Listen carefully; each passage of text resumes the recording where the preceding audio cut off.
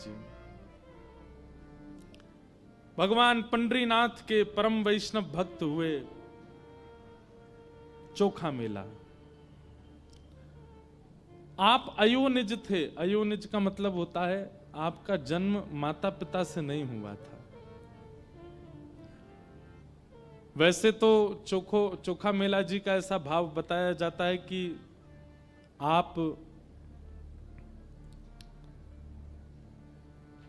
ज्यादा श्रेष्ठ जाति में आपका जन्म नहीं हुआ था। एक बात आपने कभी अनुभव की, कितने भी भक्त चरित्र सुन लो, भक्त चरित्रों में जाति की प्रधानता कभी नहीं होती।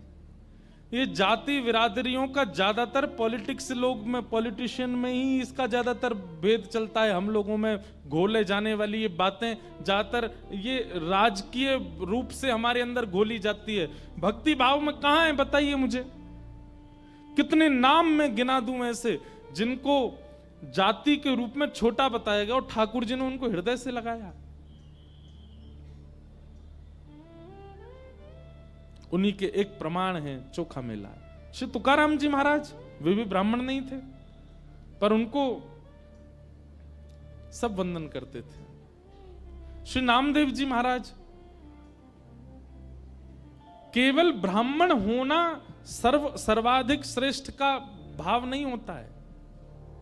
आप किसी भी जाति में हो, ठाकुर जी के रहो। और एक बात हम कहें, ये जाति में जन्म लेना एक प्रकार का टास्क है।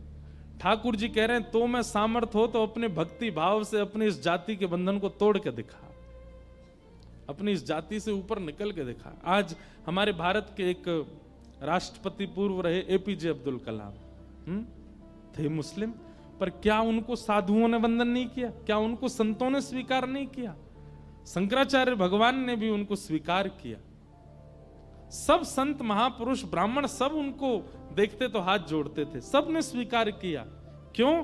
क्योंकि उन्होंने एक जाति से ऊपर उठ गए वे, इसलिए सबने स्वीकार किया।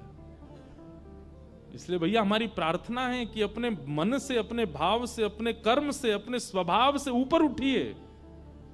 आपको कोई देखे तो देख करके आपके प्रति ये भाव यह है, निश्चित ब्राह्मण ही होगा, निश्चित वैष्णव ही होगा, निश्चित ऐसा ही होगा। चोखा मेला जी, आपके माता पिता नैष्ठिक ब्राह्मण थे।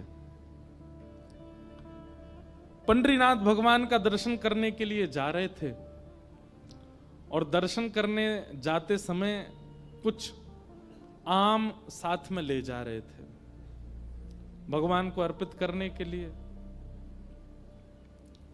कई बार बंधुओं ऐसा होता है कि ठाकुर जी को आपके द्वारा प्रदत्त वस्तु बहुत ज्यादा प्रिय लग जाती है, तो ठाकुर जी के सन्मुख पहुंचने से पहले ही ठाकुर जी किसी योजना से उसको स्वीकार कर लेते। एक बार एक बालक आया मेरे पास वृंदावन, वो बोला महाराज जी मेरे साथ तो बहुत बुरा हो गया, रोने लगा। मैंने क्यों? बोले मैं जीवन में पहली बार बरसाना गया आज। मैंने कहा अच्छा, तो इसमें बुरा क्या हुआ? बोले मैं सोचा मैं श्री जी के लिए कुछ ले जाऊं, उनको बहन मानता हूं अपनी श्री राधा रानी को, तो मैं केला लेकर के गया। मैंने कहा अच्छा। मैं ऑटो में बैठ के गया था, पीछे बैठा था, भीड़ बहुत थी ऑटो में, पीछे लटक गया। एक जगह ब्रेकर आया तो ऑटो थोड़ा धीरा हुआ और इतने में बंदरों की टोली आई, सारे केले लेके भाज गई। महाराज जी पहली बार मैंने कुछ ले जाने का योजना बनाई और बंदर ले गए उसको। मैंने कि अरे बावड़े, बंदर नहीं लेके गए। श्री जी को वो इतने बढ़िया लग रहे थे कि श्री जी प्रतीक्षा नहीं कर पा रही थी कि तू बरसाना आवे, फिर सीढ़ी चढ़े, ऊपर जाके केला चढ़ावे, इसलिए पहले ही अपनी मंडली भेज दी, जाओ इससे हरण करके ले आओ, हमको लाके पवा दो। उसका मन इतना प्रसन्न हो गया, बोले सच में ऐसा ही हुआ? मैंने कि भैया सच में ऐसा ही भयो है, तो विश्वास मान ले मेरी बात को। श्री जी रह ना पा रही, श्री जी बोली अब कब आवेगो, कब देगो मुझको, पहले ही आते छीन के ले आओ। कभी अगर ऐसा कुछ हो कि आपने कुछ विचार किया है ठाकुर जी के लिए लेके जाने के लिए और मार्ग में ही कोई किसी कारणवश वो वस्तु आपसे दूर हो जाए, तो समझ जाना ठाकुर जी रुके नहीं, ठाकुर जी से सहन हुआ नहीं, ठाकुर जी बीच में ही योजना बना करके ले लिया। इसका मतलब ये भी नहीं है कि कहीं खो जाए तो उसको ढूंढो ही नहीं, ठाकुर जी ले गए होंगे। प्रयास तो करना चाहिए। कोई सामग्री गाड़ी में खो गई या होटल में खो गई तो ढूंढो, ढूंढने पर भी ना मिले तो फिर उदास नहीं होना, फिर तो यही सोचना है कि पंडरीनाथ भगवान ने स्वीकार कर लिया। कितने ऐसे उदाहरण मैं आपको दे सकता हूं, उन्हीं में से एक है चोखो मेला का चरित्र। आपके माता पिता इतने भाव से आम लेकर के जा रहे थे ठाकुर जी को अर्पित करने के लिए, ठाकुर जी के मुंह में पानी आ गया। ठाकुर जी को फल से, ठाकुर जी को व्यंजन से रुचि नहीं होती, ठाकुर जी को व्यंजन लाने वाले के भाव से रुचि होती है। जैसे हमारा भाव कैसा है, हमारी सब्जी देख करके, मिठाई देख करके मुंह में पानी आता है। ठाकुर जी व्यंजन से मुंह में पानी नहीं आता, व्यंजन लाने वाला, बनाने वाला किस भाव से, उससे ठाकुर जी प्रसन्न होते। आप दुनिया भर के मिर्च मसाले बढ़िया करके खिचड़ी बनाओ, ठाकुर जी नहीं आते। पर कर्मा बाई वो बिना नहाए धोए बनाती है, और कभी कभी खिचड़ी चलाने के लिए अपने दांतुन के पिछले भाग से ही चला देती है, दांतुन करते करते, और बिना नहाए धोए पात्र में लेकर के ठाकुर जी के आगे धर देती है। श्री जगन्नाथ जी दौड़े दौड़े आते हैं उसकी खिचड़ी पाने। क्यों?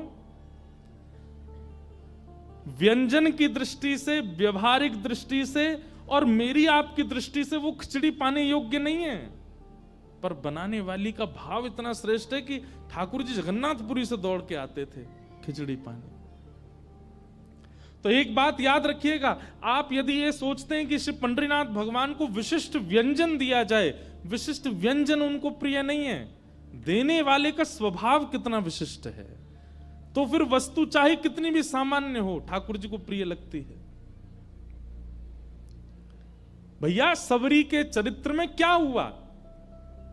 सबरी ठाकुर जी के लिए बेर लेके बैठी है, तो उसके मन में आया कि मैं ठाकुर जी को खट्टे बेर नहीं खिला सकती, तो पहले चख के देखती है, मीठा होता है तो ठाकुर जी को देती है, खट्टा होता है तो फेंक देती है। अब ठाकुर जी झूठा नहीं पाते, लेकिन सबरी का भाव इतना प्रिय है, सबरी के प्रेम इतने प्रिय हैं कि ठाकुर जी उसको पाने लगे। एक चरित्र ऐसा आता है कि ठाकुर जी पाते थे, सबरी इतने में दूसरा बेर चख करके देती थी, ठाकुर जी के हाथ में ऑलरेडी एक होता था, तो ठाकुर जी उसको लेके पीछे खड़े लक्ष्मण जी को देते, लो लक्ष्मण जी पाओ। लक्ष्मण जी बेर लेके कहते झूठा है, मैं कैसे खाऊं? तो राम जी तो बैठे हैं बेचारे, अब उनसे तो दूर फेंक देते, तो यार ऐसे मुंह चलाते, हाँ खा रहे हैं। लेकिन राम जी जानते थे, बोले लक्ष्मण खा नहीं रहा, फेंकता जा रहा है दूर। जब लक्ष्मण जी को शक्ति लगी और श्री हनुमान जी महाराज संजीवनी बूटी लेकर के आए, पूरा पर्वत लेकर के आए, वैद्यों ने संजीवनी निकाल करके जैसे लक्ष्मण जी को प्रदान की, लक्ष्मण जी जीवित हो गए। तो जब वापस लौट करके अयोध्या गए, तो लक्ष्मण जी ने राम जी से कहा, भैया आपकी आज्ञा हो तो ये संजीवनी पर्वत जो है लंका में आया है हिमालय से, जिससे हमारे प्राण रक्षा हुई, इसको अयोध्या ले चलें। वे क्यों? बोले इसमें बढ़िया बढ़िया संजीवनी बूटी है, कभी किसी को पीड़ा होगी दे दिया करेंगे। तब राम जी बोले, इन संजीवनी बूटियों से केवल तुम्हारी प्राण रक्षा हो सकती थी और किसी की नहीं होगी। लक्ष्मण जी बोले क्यों? ये तो संजीवनी बूटी है। बोले संजीवनी बूटी कैसे निर्मित हुई? बोले कैसे हुई? बोले सबरी जो झूठे बेर कर करके देती जा रही थी और तुम खा के नहीं फेंकते जा रहे थे, वही संजीवनी बूटी बने। वो सबरी के झूठे उच्छिष्ट बेर ही संजीवनी बूटी बने, और उनसे ही तुम्हारी प्राण रक्षा हुई है। इससे तुम्हारी ही प्राण रक्षा होती और किसी की नहीं होती। भाई राम रावण युद्ध में तो लंका में इतने सारे राक्षस भी मारे गए, स्वयं रावण भी मारा गया, संजीवनी पर्वत तो वहीं था, लाके बूटी कोई दे देता उनको, बच जाते वे लोग भी। पर नहीं, केवल लक्ष्मण की प्राण रक्षा हुई, क्योंकि वो सबरी के उच्छिष्ट बेर, उसके मुख में अमृत है, प्रेम का अमृत, भाव का अमृत, भक्ति का अमृत, उससे बचे हो तुम। तब लक्ष्मण जी बोले, मैं भाव समझ नहीं पाया सबरी का।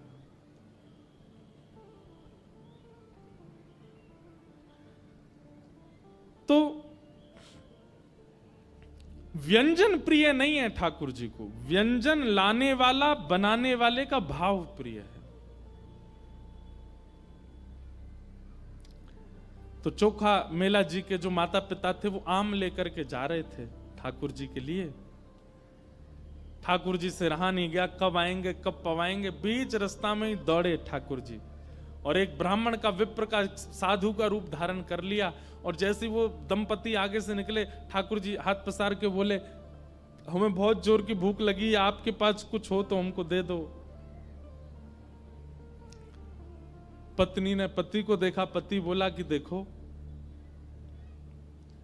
हैं तो ये ठाकुर जी के लिए, पर साधु और हरिजन भी तो ठाकुर जी के स्वरूप होते हैं।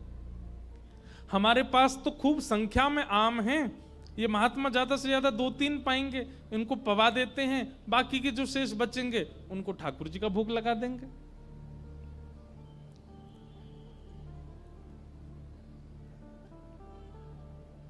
वैसे ये नियम नहीं है।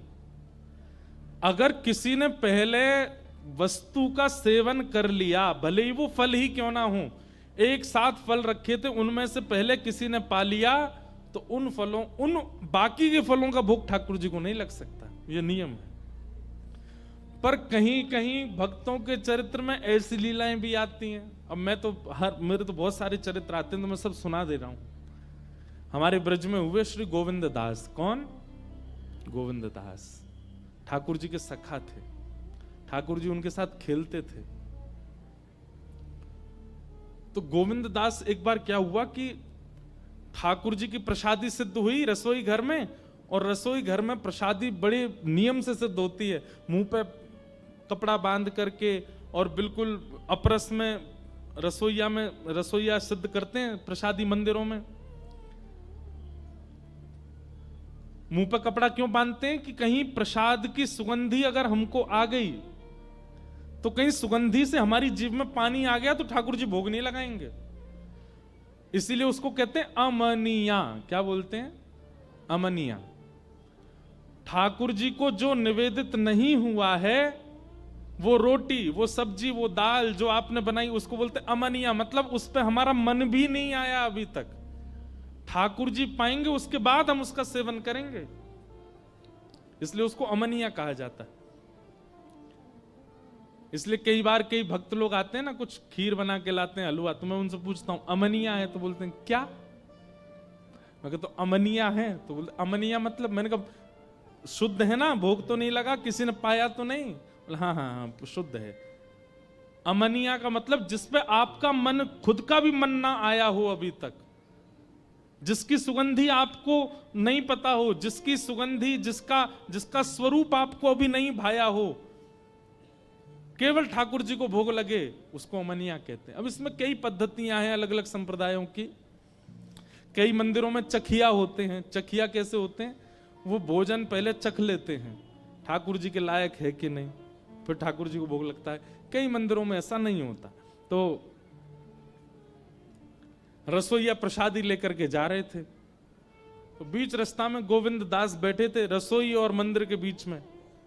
तो गोविंद दास बोले, ए रसोईया बाबा, एक काम करो, थाली यहीं धर दूं, मैं पालूं पहले। रसोईया को बड़ा गुस्सा आया, बोले ठाकुर जी को भोग लगा नहीं है, ठाकुर जी को निवेदित हुआ नहीं, और तुम कैसे कह रहे हो कि हमको दे दो, ठाकुर जी को भोग लगेगा पहले। बोले अरे नहीं नहीं नहीं, ठाकुर जी को बाद में लग जाएगा, पहले मुंह पवाओ। तो रसोईया ने थाली ले जा करके रख दी रसोई घर में, और दौड़ करके गुसाई श्री विठलनाथ जी, जो श्रीनाथ जी के प्रमुख सेवक थे, उनसे जाकर के शिकायत कर दी। बोले गोविंद दास के ऊधम दिन प्रतिदिन बढ़ते जा रहे हैं। बोले आज क्या हो गया? बोले मैं भोग लेके जा रहा था ठाकुर जी के लिए, और ये गोविंद दास बीच रास्ता में ही कह रहे हैं मोए पहले पवा दो, और जिद कर रहे हैं, बोले ठाकुर जी बाद में पाएंगे, पहले मैं पाऊंगा। गोसाई जी बोले ये तो गलत है, ठाकुर जी की प्रसादी पहले कैसे पालेगा, बुला के लाओ उसको। तो गोविंद दास सामने आए। गोसाई जी बोले, ए गोविंदा, तुम क्या कर रहे थे आज? ठाकुर जी का भोग लगा नहीं, तुम पहले ही मांगने लगे प्रसाद। तो गोविंद दास के नेत्र बंद हो गए, सजल हो गए।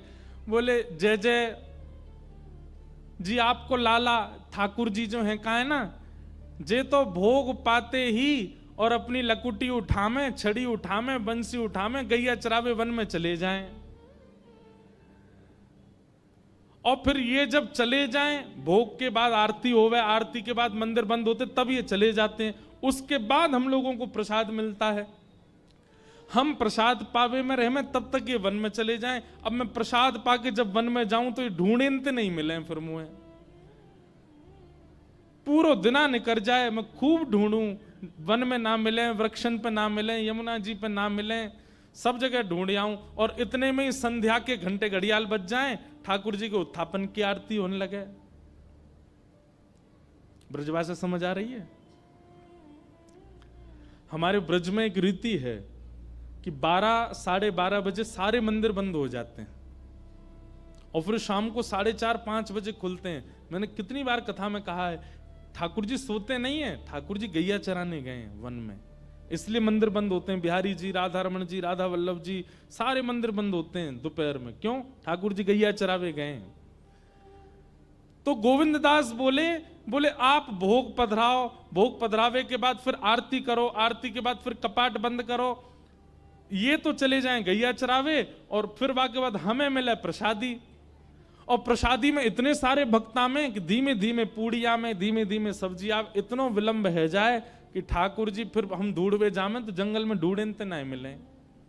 या हमारे मैं कह रहा हूं, पहले ही पवाए दो ताकि मेरा पेट भर जाए तो मैं लाला के संग जंगल चलो जाऊंगा गैया चरावे। ये सुनकर के गुसाई जी के नेत्र सजल हो गए कि भाई इस कलिकाल में आज भी गोविंद दास को ठाकुर जी का अनुभव होता है।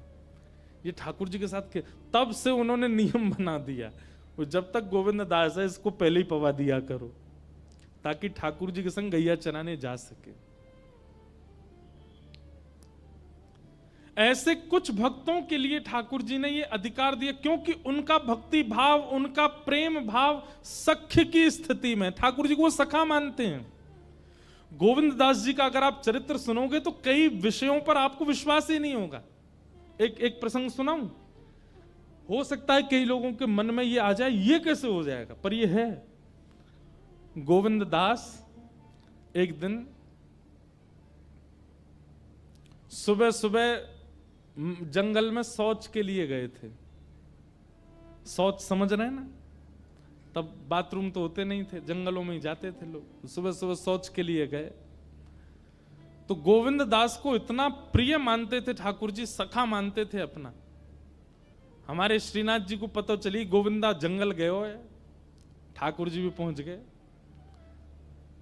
अब यहां गोविंद दास निवृत्त हो रहे हैं जंगल में और ठाकुर जी ने देख लिया, अच्छा वहां बैठो है। सो ठाकुर जी बेर तोड़ तोड़ के लाए और पीछे से ऐसे मारने लगे उन्होंने। और गोविंद दास ने देखी कायरो है, तो देखे ठाकुर जी तो बेर मार रहे हैं। अब इस बात पर कौन विश्वास करेगा, पर ये लीला है, ठाकुर जी करते थे गोविंद दास के साथ।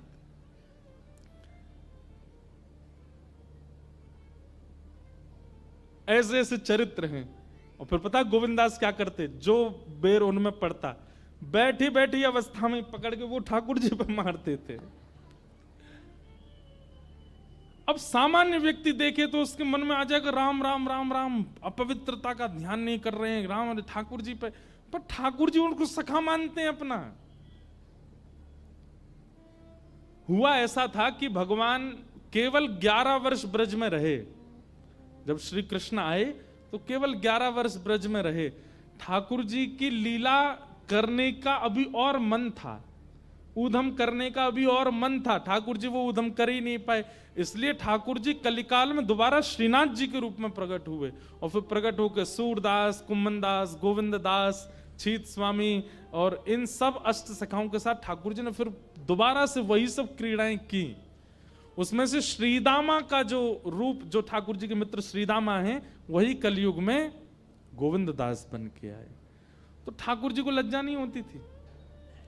एक लीला ऐसी आती कि एक दिन ठाकुर जी गोविंद दास के ऊपर चढ़ गए और बोले अब घोड़ा बन जा, मुझको शेर करा। तो गोविंद दास ऐसे चल के उनको घोड़ा बन के घूम रहे थे। इतने में गोविंद दास रुक गए।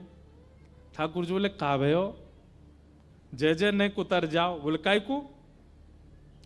मोकू नेक लघु शंका लगी है नेक में चलो जाऊं। ठाकुर जी बोले बावड़े, कोई घोड़ सवारी करे और घोड़ा को लघु शंका लगे तो घोड़ा बातें बोले कि उतर जाओ, मैं लघु शंका जाऊंगो। गोविंदास बोले ना ना वो तो ना बोले। बोले वो कहा करे? बोले सवारी बैठी रहे, वो तो वैसे ही कर ले। बोले तू भी वैसे ही कर।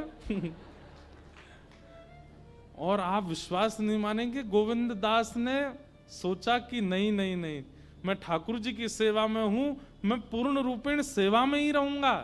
इस वक्त मैं घोड़ा हूं तो मुझे घोड़े का ही भाव रखना है, और धोती में ही। और किसी ने ये दृश्य देख लिया और जाकर के गुसाई जी को शिकायत कर दी। बोले गोविंद दास बिल्कुल उसने आचार मर्यादा सब पानी में बहा दी, ऐसे कर रहा था जंगल में। गुसाई जी ने बुलाया तब गोविंदास ने बताया। बोले जय जय बैठे पीठ पे, मोते बोले अब तू घोड़ा है भैया, कोई घोड़ा कहे कभी कि भैया उतर जाओ, मैंने जा रहा हूं जंगल झाड़ी है क्या आऊं, घोड़ा तो चल तो फिर तो कर ले या हमारे मैंने कर ले। गुसाई जी ने तब से नियम बना दिए। बोले भाई गोविंद दास की कोई शिकायत मत किया करो मुझसे, उसको सब चीज की छूट है। क्यों? वो ठाकुर जी उसके संग ही रहते हैं। ऐसे सखा श्री गोविंद दास।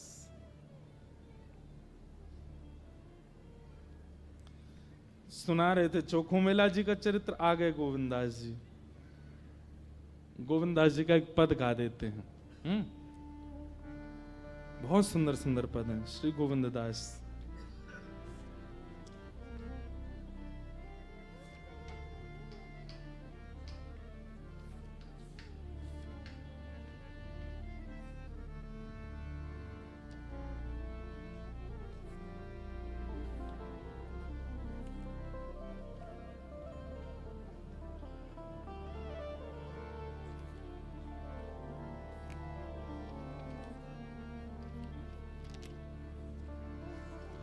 प्रीतम प्रीत ही सौंपई है, प्रीतम प्रीत ही गोविंद दास कह रहे हैं। हाँ यद्यपि रूप गुण शील सुधरता,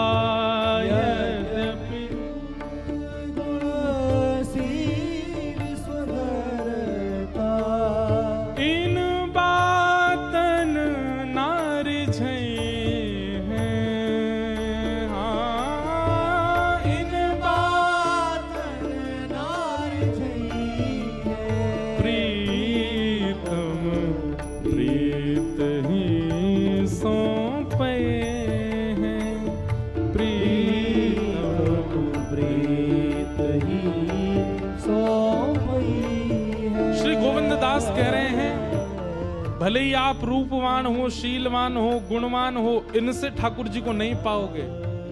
ठाकुर जी को पाने के लिए तो चित्त में प्रेम होना चाहिए, चित्त में सख्य भाव होना चाहिए, ठाकुर जी के प्रति कोई संबंध होगा तो ही ठाकुर जी मिलेंगे, नहीं तो नहीं मिल सकते। भले ही तुम कुछ भी कर लो जीवन में। डंके की चोट पर श्री गोविंद दास कह रहे हैं, सतकुल जन्म कर्म शुभ लक्षण, सतकुल जन्म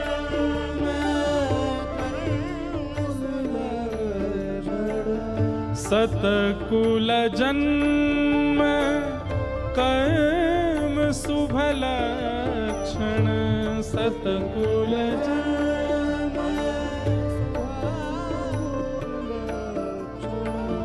वेद पुराण पढ़े हैं,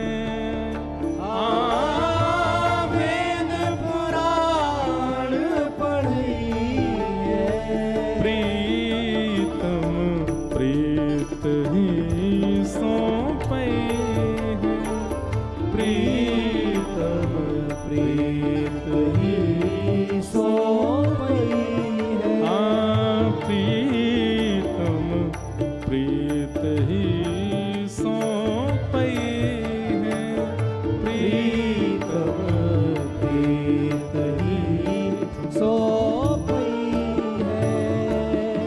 ओ गो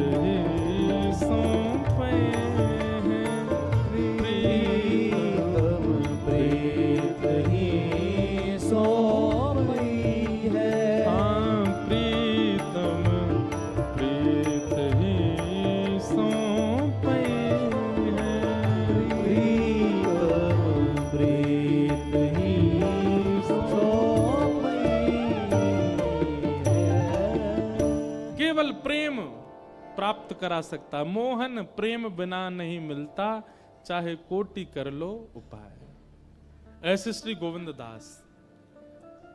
तो ठाकुर जी एक साधु का रूप बना करके आ गए और आकर के चोखा मेला जी के माता पिता से कहने लगे हमें कुछ पवा दो। उनके माता पिता ने विचार किया इतने सारे आम हैं हमारे पास, 2-3 इनको पवा देते हैं, बाकियों का भोग लगा देंगे ठाकुर जी को। और कोई मांगता तो वो आम उच्छिष्ट हो जाते, लेकिन एक साधु मांग रहा है तो इसलिए इस आम को ठाकुर जी स्वीकार कर लेंगे। और उन्होंने एक आम दिया। ठाकुर जी क्या करें पता है, साधु के रूप में आए, पूरे नहीं पाते, थोड़ा थोड़ा ऐसे पाते हैं, थोड़े थोड़े चौंकते हैं और फिर उसको जो माता जी थी उनकी गोद में डाल देते हैं। फिर कहते हैं दूसरा दो, दूसरा दो, दूसरा आम लेते हैं, फिर उसको लेते हैं, फिर उनकी झोली में डाल देते हैं। तीसरा आम, अब बेचारे आजकल के तो थे नहीं जो टोक दें। आजकल के लोग तो बड़े विचित्र हैं ना, उस समय के थे तो कुछ बोले नहीं, एक के बाद एक मांगते जाएं, थोड़ा थोड़ा चखें और उनकी झोली में डालते जाएं। ऐसे कर करके ठाकुर जी ने सबरे आम खा लिए जितने थे, एक भी नहीं छोड़ा पंडरीनाथ जी के लिए। तो पंडरीनाथ ही आए साधु के रूप में।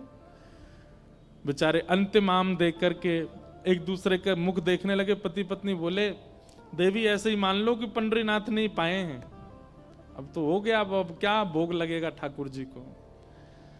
और साधु सबरे आम पाकर, हाँ भैया बढ़िया आनंद आ गया, अब तुम लोग जो क्रिया में जा रहे हो चले जाओ। और झूठे आम, चुखे हुए आम उनकी पत्नी की झोली में डाल दी। और ऐसा कहकर के महात्मा तो वहां से ऐसे चलते बने जैसे कोई उनकी ट्रेन छूट रही हो, तुरंत चले गए। ठाकुर जी थे ना।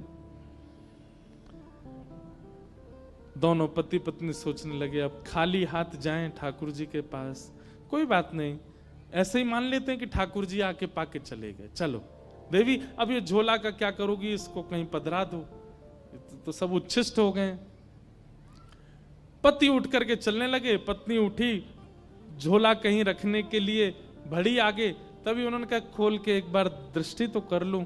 जैसे ही खोल करके देखा तो वहां आम की गुठली और छिलका तो गायब, एक नन्हा सा बालक था उसमें झोली के भीतर। और पत्नी इतना घबरा गई, बोले अब क्या करूं। पति दूर निकल गए थे, बोले पता नहीं ये बालक कहां से आया, ये कैसे आया, क्या हुआ।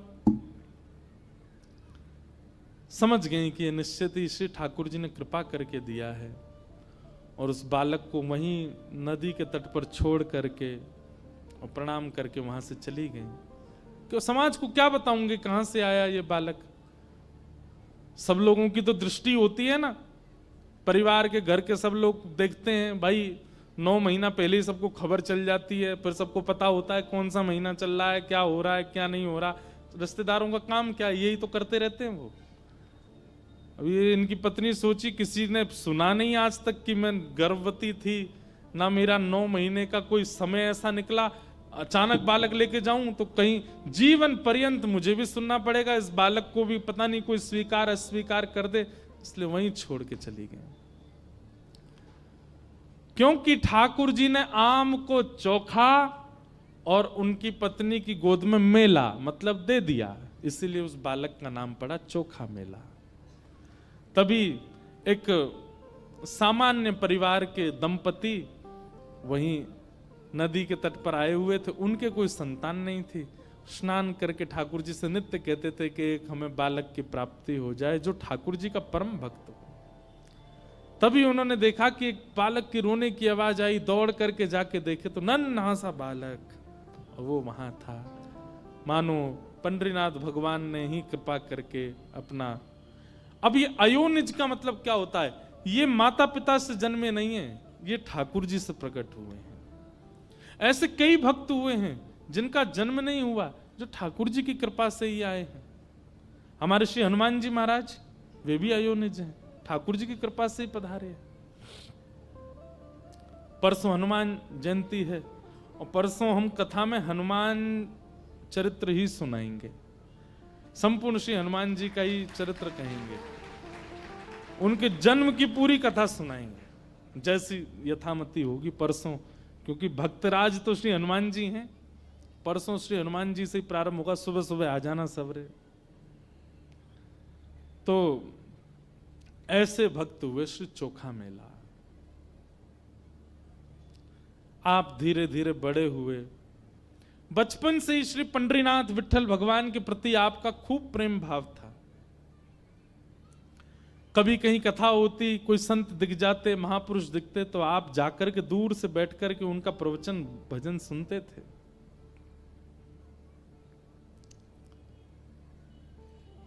एक दिन आपको कुछ धन की प्राप्ति हुई तो आपके मन में भाव आया कि मैं पंढरपुर जाऊं और कुछ सामग्री ठाकुर जी को निवेदित करके आऊं।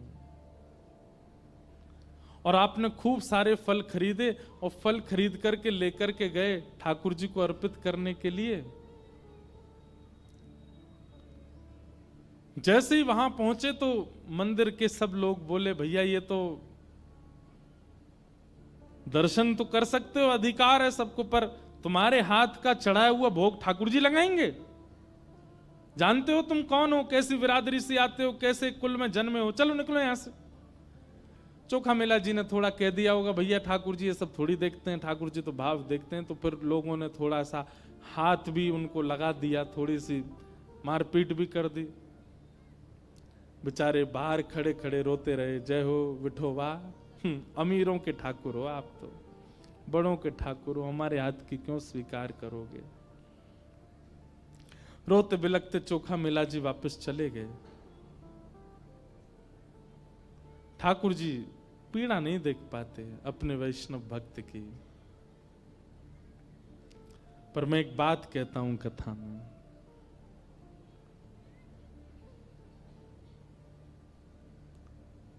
देता है कन्हाई जिसे प्रेम की दशा,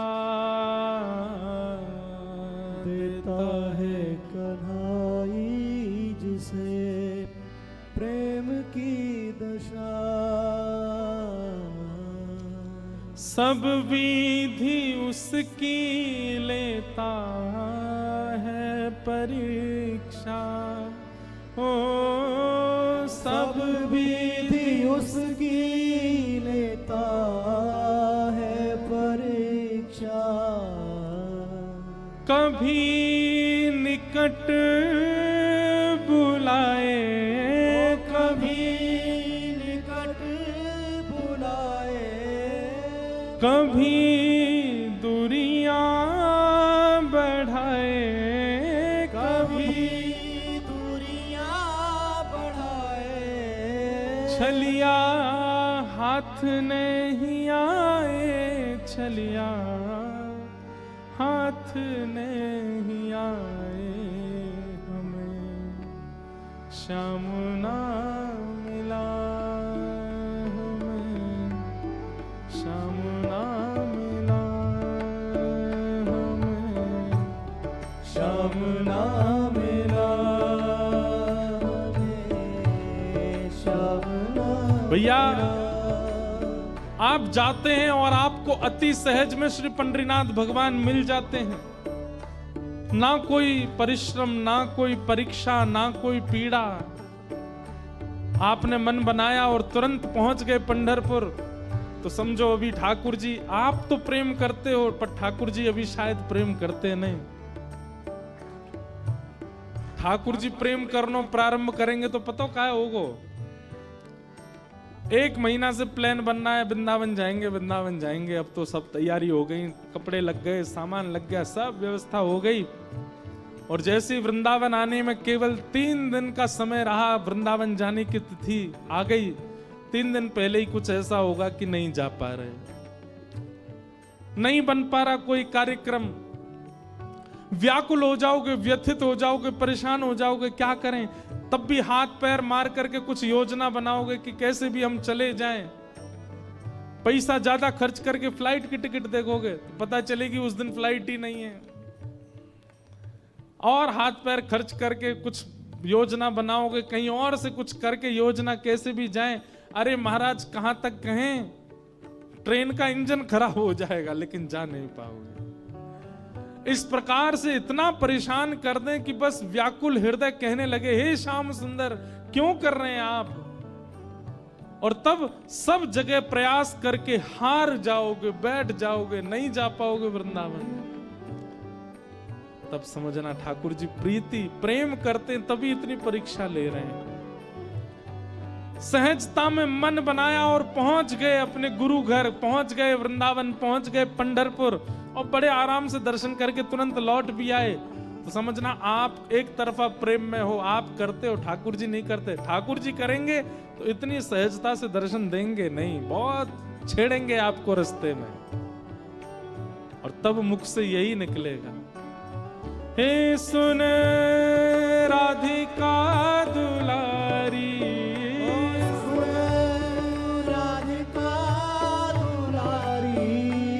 तेरे द्वार का भिखारी, तेरे द्वार का भिखारी, तेरे श्याम का पुजारी, एक पीड़ा है हमारी, हमें श्याम ना मिला, हमें श्याम ना मिला, हमें श्याम ना मिला, हमें श्याम ना मिला। बोल वृषभानु दुलारी की।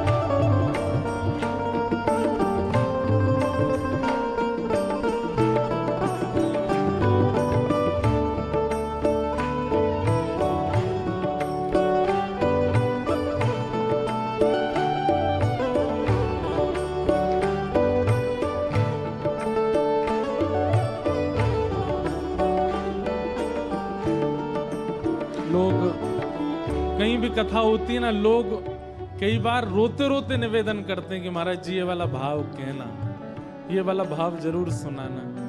पर ये भाव सुनते हैं तो इस भाव के जो शब्द हैं ना उनको भी समझिए। देता है कन्हई जिसे प्रेम की दशा, सब विधि उसकी लेता है परीक्षा। कभी दूरियां बढ़ाए कभी निकट बुलाए, छलिया हाथ नहीं आए। ये पंक्ति मुझे बहुत प्रिय है। अपना जहां जिसे कहे सब कोई, अपना जहां जिसे कहे सब कोई, अपना जहां जिसे कहे सब कोई,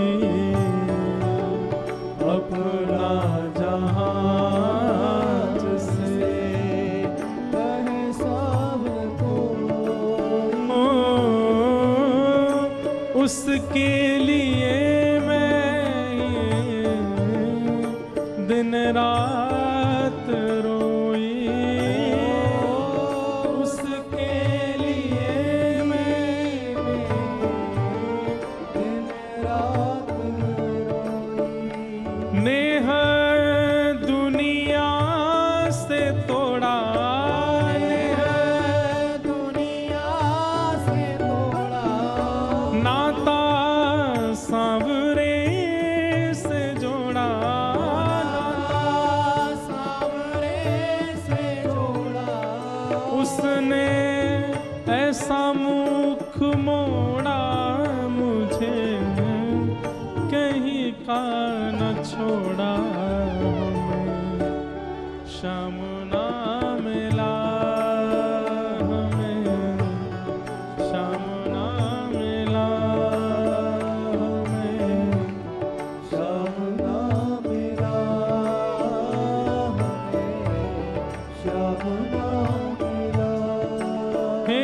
सुन राधिका दुलारी, सुन राधिका दुलारी, तेरे द्वार का भिखारी, तेरे द्वार का भिखारी, तेरे शाम का पुजारी, एक पीड़ा है हमारी, हमें श्याम ना मिला, हमें श्याम ना मिला, हमें श्याम नाम मिला, हमें श्याम नाम मिला, हमें श्याम ना मिला, हमें श्याम ना मिला, हमें श्याम नाम मिला, श्याम ना मिला। चोखा मेला सामने खड़े हैं और सब उन्हें भगा रहे हैं वहां से। उनके द्वारा लाए गए जो फल थे उनको कुचल दिया, बाहर फेंक दिया। बोले ये ठाकुर जी स्वीकार नहीं करेंगे, तेरे हाथ की छुपी वस्तु ठाकुर जी को जाएगी कोई? चल जा यहां से।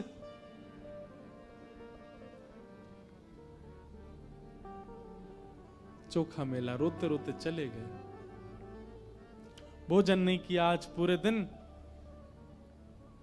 शरीर में कई घाव हो गए थे चोखा मेला जी के, और सोचने लगे हे पंडरीनाथ,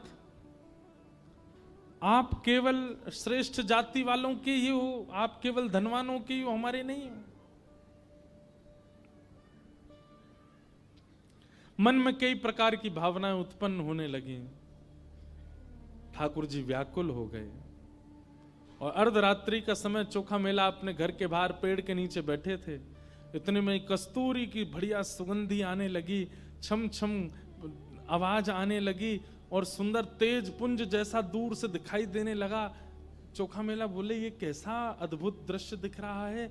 और तभी देखते हैं कि महाराज सिर पर सुंदर मुकुट विराजमान, कानों में मकराकृत कुंडल, अपने कमर पर हाथ धारण किए हुए, चलते हुए बढ़िया ललित त्रिभंगी चाल से चलते हुए साक्षात श्री विठ्ठल भगवान पंडरीनाथ चोखा मेला के सामने आ रहे हैं।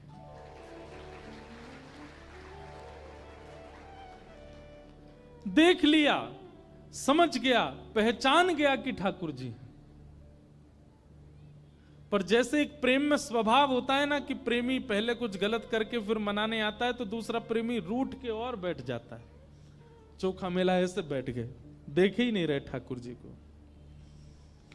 ठाकुर जी बोले चोखा, पहली बार अपना नाम ठाकुर जी के मुख से सुना है, रोंगटे खड़े होने लगे, मन में आनंद हो रहा है पर रूठ के बैठे।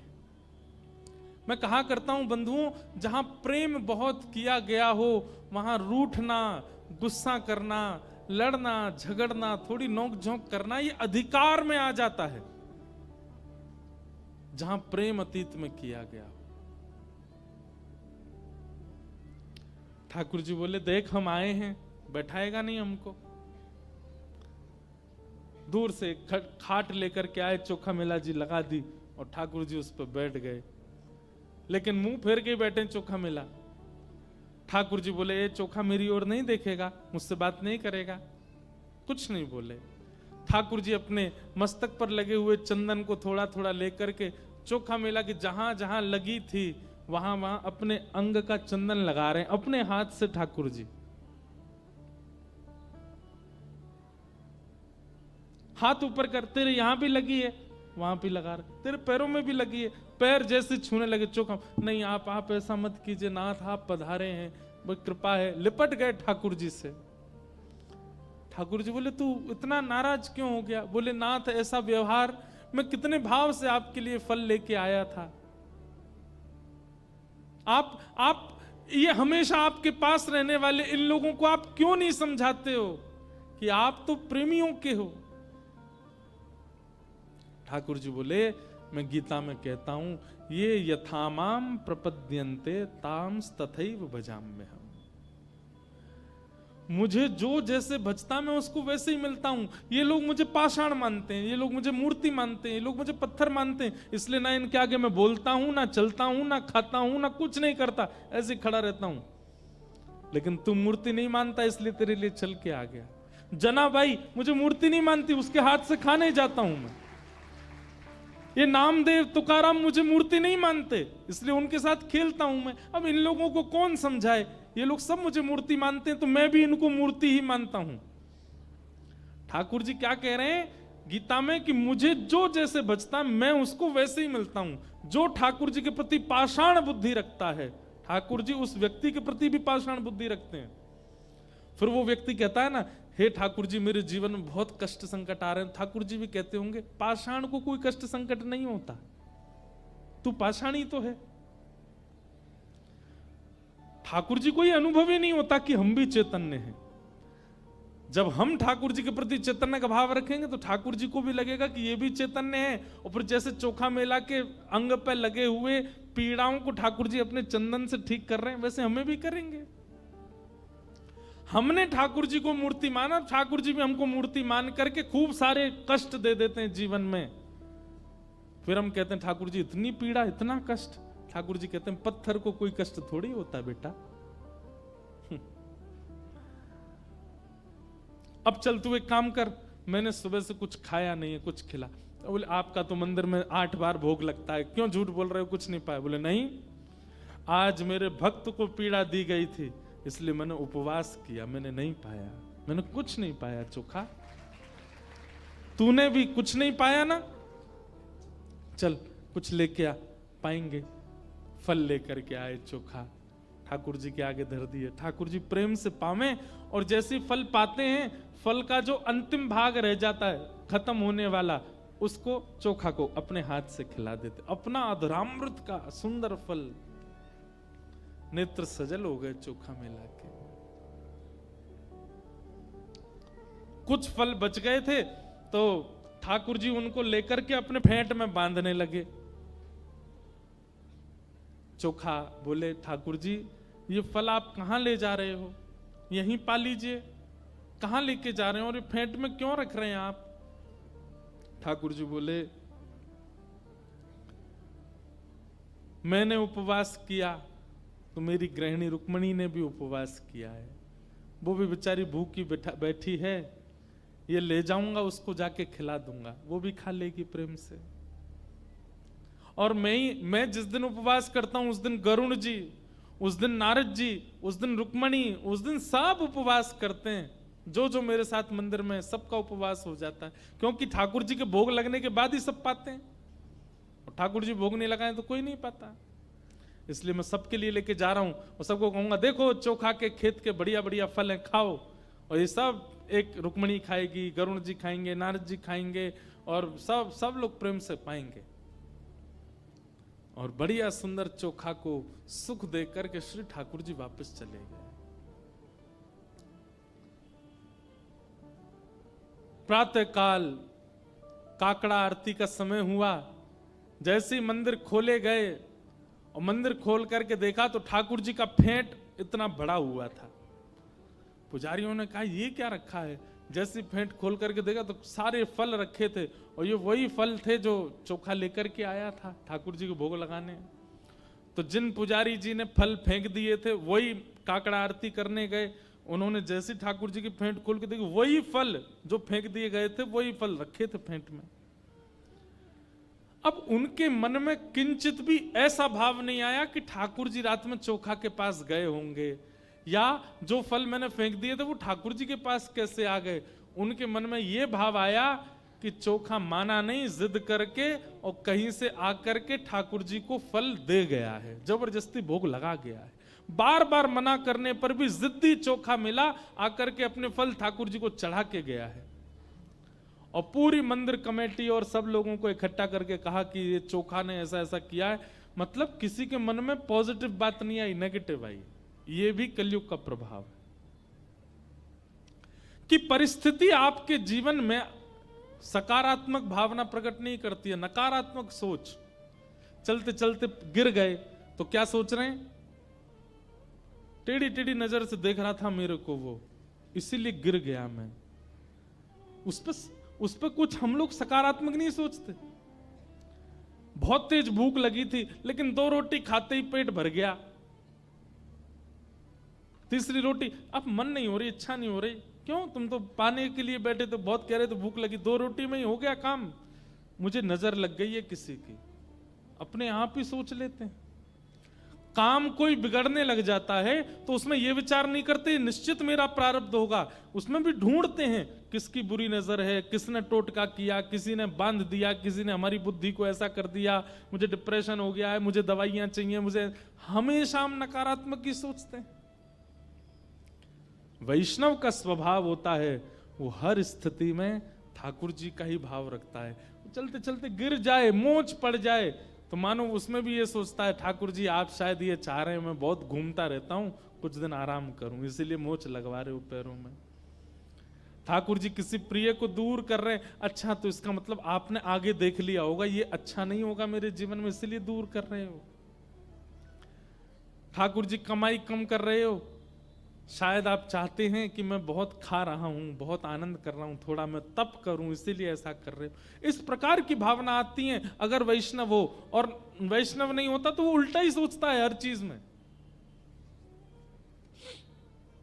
सबने सोचा चोखा मेला आकर के जबरदस्ती ठाकुर जी को फल दे गया है और मूर्ति स्पर्श करके गया जबकि उसको मना किया था।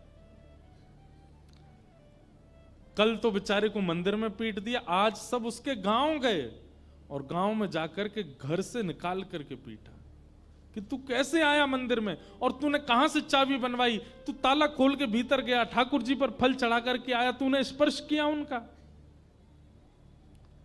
चोखा मेला बोल रहा नहीं ऐसा नहीं है, ऐसी कोई बात नहीं है। अरे देख इसके अंग पर ठाकुर जी के श्रीमस्तक का चंदन भी लगा हुआ है, निश्चित ये गया है, प्रमाण दे रहा है।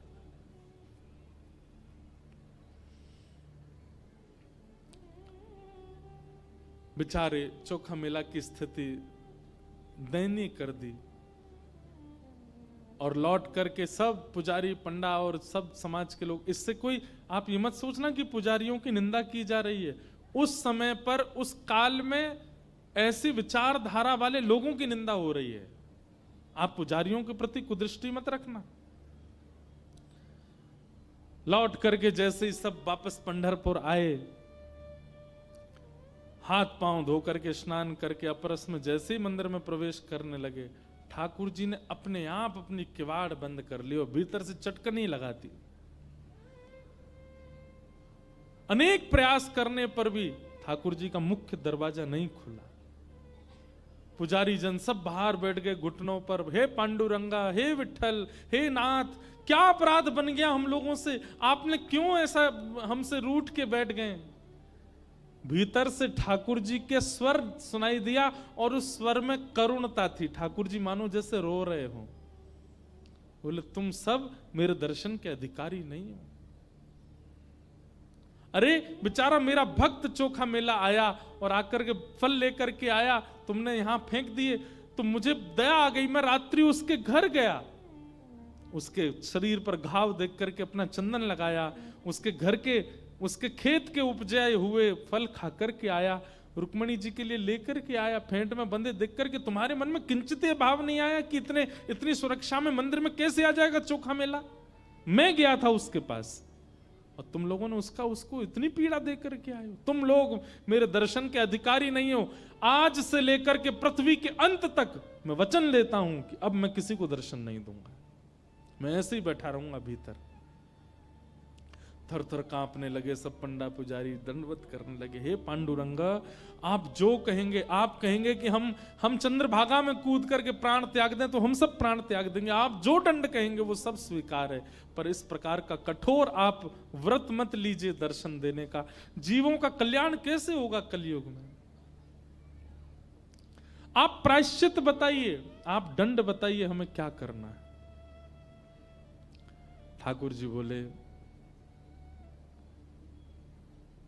जिस पालकी में हमारी सवारी निकलती है वो पालकी सजाओ और पालकी लेकर के चोखा मेला के पास जाओ और चोखा मेला को बढ़िया सुंदर तैयार करके उसका मल्लम पट्टी कर देना, उसका सुंदर श्रृंगार करना, उसको इत्र लगाना, और जैसी पोशाक मेरे को धारण होती वैसी पोशाक उसको धारण करा के मेरी पालकी में विराजमान करके, और तुम सब अपने कंधा पे उठा करके जब उसको यहां लाओगे तब मेरे दर्शन खोलेंगे, नहीं तो नहीं खोलेंगे। सब पंडा पुजारी सुंदर जल चंद्रभागा का कलशों में लेकर के, इत्र लेकर के, चंदन लेकर के, पोशाक पीतांबरी लेकर के, पाग लेकर के, पालकी सजा करके लेकर के चोखा मेला के पास गए। चोखा मेला बेचारे डरने लगे, अब क्यों मारने आए हो, अब मैंने क्या किया? बोले नहीं, सब चरणों में हो गए। बोले तुमको तो पांडुरंग प्रेम करते हैं।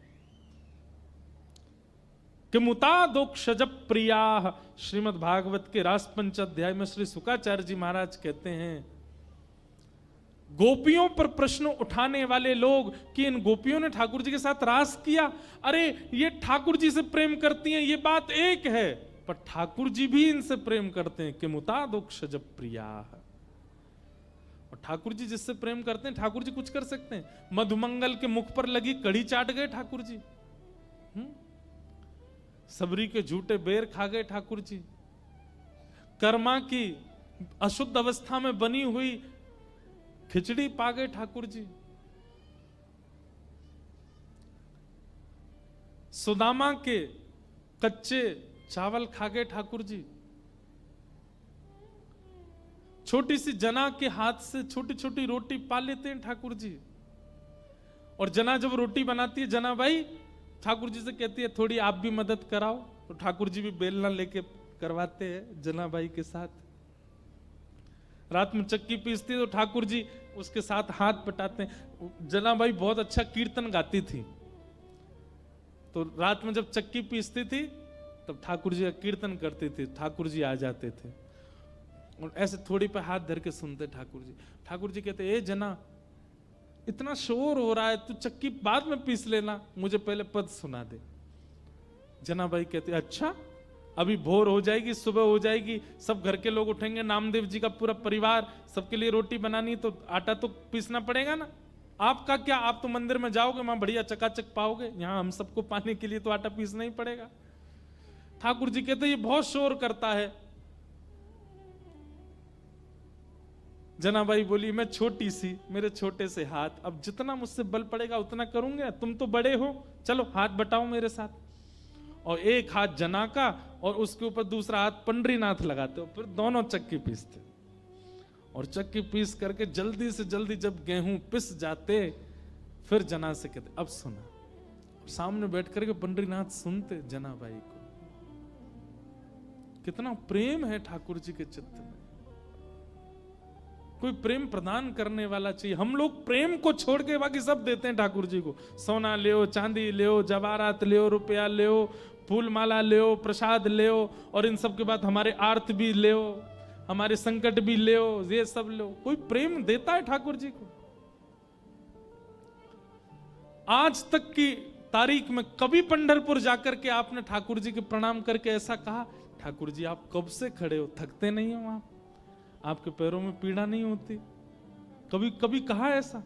अरे मैं 50-100 लोगों से मिल लेता हूं ना दिन में, इतना थकान सी लगने लगती है। ठाकुर जी तो लाखों लोगों को दर्शन देते हैं। जब तक अंतिम दोहरी का व्यक्ति दर्शन नहीं कर जाता, पंडरीनाथ भगवान खड़े रहते हैं। कभी आपने जाकर के ये इच्छा प्रकट की, हे पांडुरंग आप थक गए होंगे? जनाबाई करती थी। एकादशी का कीर्तन चल रहा है और श्री नामदेव जी उछल उछल के कीर्तन कर रहे थे। नामदेव जी के कीर्तन में रोज ठाकुर जी आते थे, किसी को नहीं दिखते थे, जनाबाई को दिखते थे। आज एकादशी है और एकादशी पर कितनी भीड़ होती है पंढरपुर में। जनाबाई नामदेव जी से जाके कह रही है, आज ज्यादा कीर्तन मत करना। क्यों? सुबह से खड़े हैं मंदिर में, थक गए हैं बहुत। आज लाखों लोगों ने दर्शन किया, इतनी थकान में फिर यहां आकर के आपका कीर्तन सुन के पांडुरंगा नाचेंगे, उनके पांव में पीड़ा हो जाएगी। आप ज्यादा तेज कीर्तन मत करना। ऐसी भावना हमारे चित्त में आई है कभी?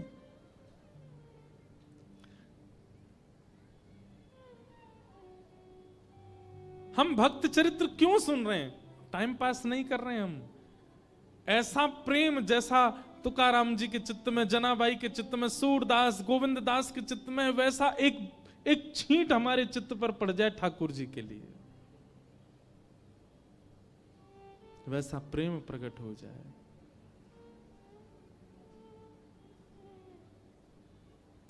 प्रेम की पीड़ा मीरा जाने, या जाने वो राधा।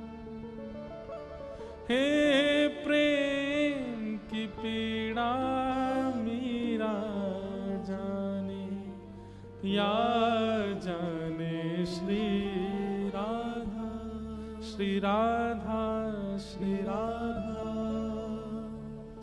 राधा राधा कह ले प्राणी, कट जाएगी बाधा।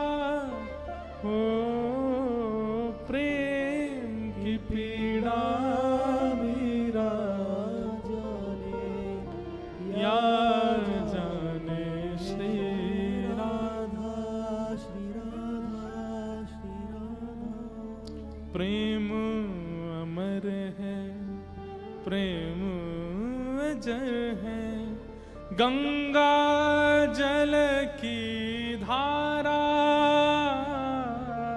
प्रेम अमर है, प्रेम अजर है, गंगा जल की धारा। जब मैं बहुत छोटा था तो स्कूल जाता था, स्कूल से आता था तो पूज्य रमेश भाई ओझा जी की कथा सुनता था, और वे इस पद को गाते थे और पूरे दिन यही पद ही सुनता रहता था बाल्यकाल में। मैंने आज तक कथा में बहुत एक आध बार ही गाया होगा, या आज मन में आ रहा है। बहुत सुंदर भाव। प्रेम अजर है, प्रेम अमर है, गंगा जल की धारा। प्रेम अजर है, प्रेम अमर है, गंगा जल की धारा। प्रेम कैसा है? प्रेम से ऊंची नहीं ऊंचाई, प्रेम हरि को है प्यारा।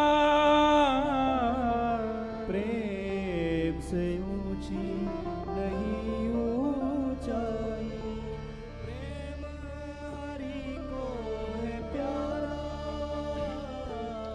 प्रेम नहीं बिन भाव के जीवन, ये जीवन है आधा। ओ प्रेम की पीड़ा मीरा जाने, या जाने श्री राधा, श्री राधा, श्री राधा। प्रेम त्याग है, प्रेम समर्पण, प्रेम भक्ति है पूजा। प्रेम त्याग है, प्रेम समर्पण, प्रेम भक्ति है पूजा। प्रेम में तन मन भक्ति में हूँ, ऐसा प्रेम न दूजा। प्रेम में भक्ति में हो, ऐसा प्रेम न दूजा। मीरा दासी गिरधर प्रभुवर, ऐसा प्रेम अगाधा। हो प्रेम की पीड़ा मीरा जाने, या जाने राधा, श्री राधा, श्री राधा। प्रेम, हम इसको छोड़ के सब देते हैं ठाकुर जी को। कभी चिंता होती है हमारे चित्त में? नहीं होती। हमें लगता है ये तो परमात्मा है, इनको क्या पीड़ा होती होगी। पीड़ा होती नहीं है ठाकुर जी को, पर प्रेम जिसके चित्त में होता है। अब बेटा भले कलेक्टर बन जाए, बेटा भले प्रधानमंत्री बन जाए, उसको सारी सुख सुविधाएं हैं, लेकिन फिर भी माँ बोलती तो है ना, तू ठीक तो है, कोई दिक्कत तो नहीं। जब सब सुख सुविधाएं हैं तो फिर क्यों पूछती हो? क्योंकि प्रेम है। हम पूछते हैं कभी पंडरीनाथ से? हम तो भैया जाके खूब पूछें, लाला ब्रज ते इतनी दूर आए करके यहाँ महाराष्ट्र की भूमि में ऐसे ठाड़े हो, सब ठीक है? पुजारी जी प्रेम ते आपको भोग लगा में। हम जगन्नाथपुरी जाते हैं, वहां भी पूछते हैं, श्री द्वारिका जाते, और ये कोई बचपन से नहीं, कथा कहते कहते ये भाव आ गया चित्त में कि ठाकुर जी का जहां जहां दर्शन करने जाते हैं वहां पूछते हैं, लाल जी आप प्रसन्न हो ना, आप राजी हो ना, सदा राजी रहो, सदा खुश रहो, ऐसे ही आनंद करते रहो। अरे भैया दुनिया के लोग आशीर्वाद लेके आते हैं, ब्रजवासी तो लाला को आशीर्वाद दे के आवे, लाला तू ऐसे ही आनंद करते रही हो। हमारे ब्रज में होली हो दिवाली हो आशीष का पद गाया जाता है, ठाकुर जी को आशीर्वाद देते हैं, चिरजीवो गोपाल, लाला तुम ऐसे ही आनंद करते रहो।